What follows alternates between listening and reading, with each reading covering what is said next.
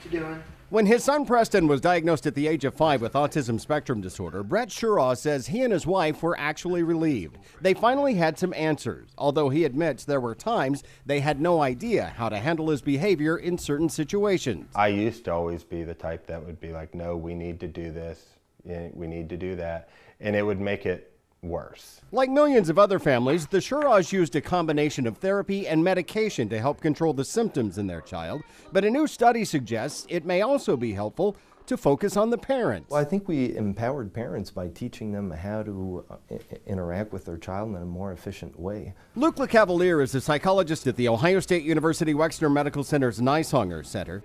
In the largest randomized multi-center study of its kind, he and colleagues from 5 other sites across the U.S. took a different approach to autism therapy.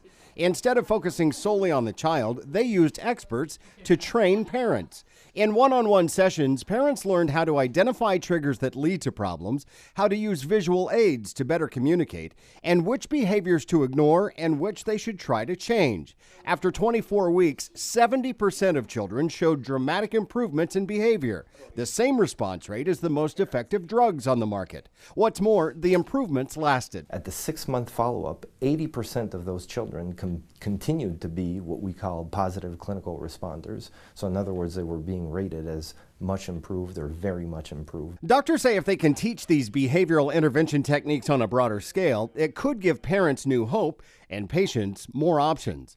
At Ohio State's Wexner Medical Center, this is Clark Powell reporting.